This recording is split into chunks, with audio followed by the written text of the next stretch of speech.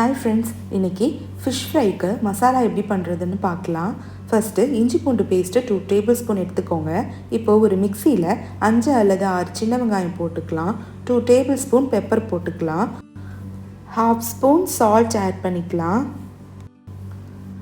4 teaspoon சீரகம் add பண்ணிக்கலாம். Ginger and கார்லிக்கை சின்ன துண்டாக கட் பண்ணி இதில் நீங்கள் ஆட் பண்ணனாலும் பண்ணிக்கலாம். நான் இன்றைக்கி பேஸ்ட்டை ஆட் பண்ணியிருக்கேன். 1/2 டீஸ்பூன் மஞ்சத்தூள், 2 டேபிள் ஸ்பூன் காஷ்மீரி மிளகாய், 2 டேபிள் ஸ்பூன் நார்மல் மிளகாய் சேர்த்துக்கலாம். ஃபிஷ் ஃப்ரை மசாலாவை ஆட் பண்ணணும்னு நினைக்கிறவங்க நார்மல் மிளகாய் தூளை ஆட் பண்ண வேணாம். பெப்பர் அண்ட் சீரகமை நீங்கள் பவுடராக கூட சேர்த்துக்கலாம். மசாலா அரைக்கிறப்போ ரொம்ப தண்ணியாக அரைச்சிட வேணாம், இப்படி இருந்தால் போதும்.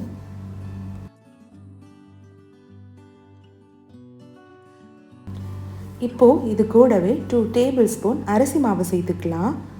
2 டேபிள் ஸ்பூன் ஆயில் சேர்த்துக்கலாம். நான் ஒரு லெமன் புளிப்புக்காக சேர்த்துருக்கேன். குக்கிங் வினிகர் இருந்ததுன்னா உங்களுக்கு விருப்பப்பட்டால் வினிகர் சேர்த்துக்கோங்க. இப்போ மசாலாவை மிக்ஸ் பண்ணி தனியாக எடுத்து வச்சுக்கலாம்.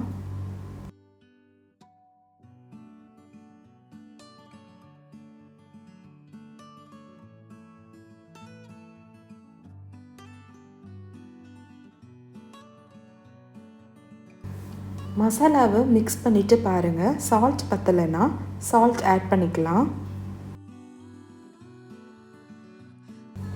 நீங்கள் எப்படி உங்கள் வீட்டில் ஃபிஷ் ஃப்ரை மசாலா ரெடி பண்ணுவீங்கன்னு கமெண்ட்ஸில் சொல்லுங்கள். நெக்ஸ்ட் டைம் நானும் அதை ட்ரை பண்ணி பார்க்குறேன்.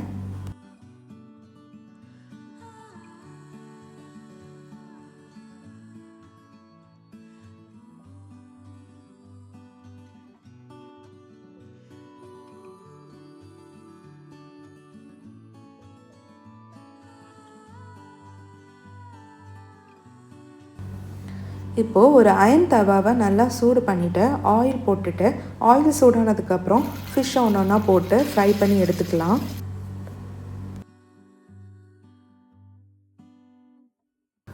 ஒன் மினிட்க்கு அப்புறம் லைட்டாக ஃபிஷ்ஷை இப்படி தள்ளி விடுங்க.